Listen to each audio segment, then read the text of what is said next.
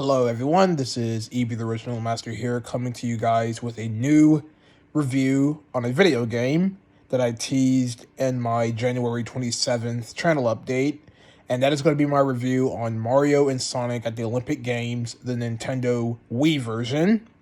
There is also a Nintendo DS version that also came out, but since I do not own that version, I will not be reviewing that game. So, Mario and Sonic at the Olympic Games was a game developed by Sega with collaborations with Nintendo, which is a crossover between Mario and Sonic at the Olympic Games. Now, I don't know why Sega thought this was their answer to a Mario and Sonic crossover.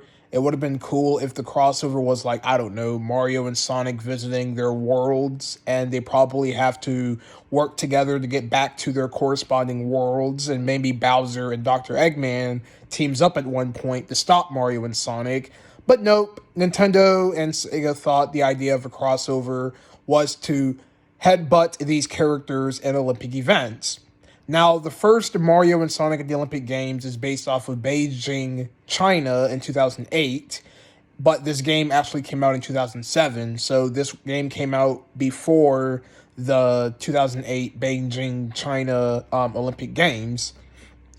Now, there are different events and categories in this game, such as there's track events, there's field events, there's aquatic events. There are rowing events, fencing, table tennis, just to name a few. And each of those event categories have their own separate modes. For example, for track, you got events that requires running, swimming. There's field events where you have to either throw a javelin or you have to throw a ball and a chain through a field.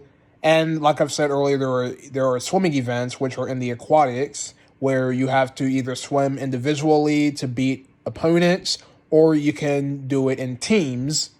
Now, these events are pretty self-explanatory. They don't last very long, and they're rather short, and they can be entertaining if you find them to be enjoyable. For me, these events are pretty solid at most points, but there are some very mind-boggling events that just doesn't make any sense to me if you have seen the Let's Play that I did on this game, and that is regarding to the high jump and the pole vault events.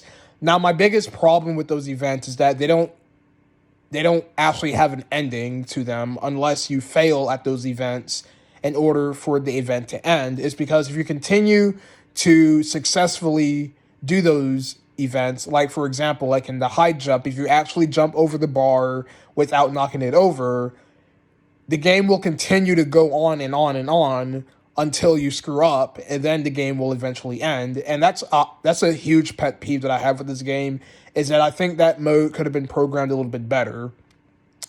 So those are the single match modes. There's also a circuit mode in the game where you have to basically clear events and different circuits, such as, for example, there's a meteorite circuit, there's a Mercury circuit, there's a supernova circuit, and each of those circuits have at least either 3 or 4 or 5 events in them, and the higher the difficulty, the more events you'll get. And this is where, when the game starts to get a little bit repetitious, to where they end up repeating events over and over again, and that can be kind of tiresome. So outside of circuit mode, there is a mission mode where you pick each of the characters in the game, and each of the characters in the game have their own separate events. And I think you unlock more missions if you unlock more of the events in the game, which are required for 100% of this game.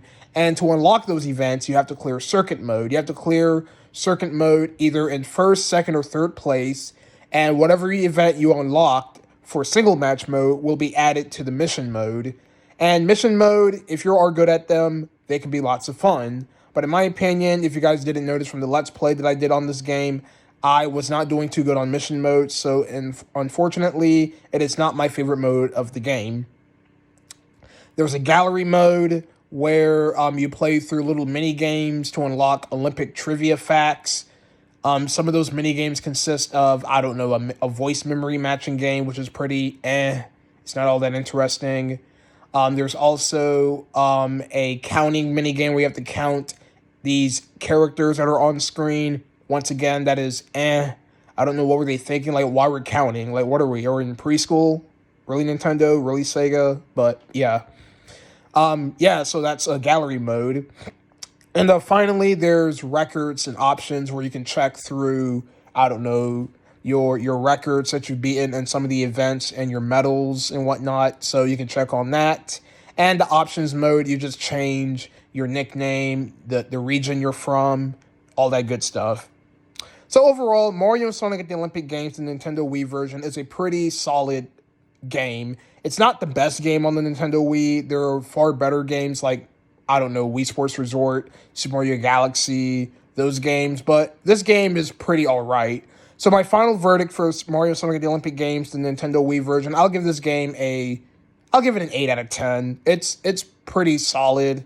It's not anything too groundbreaking or anything, but it is a fun party game if you want to go up against your friends or your family members in some Olympic events and lots of fun.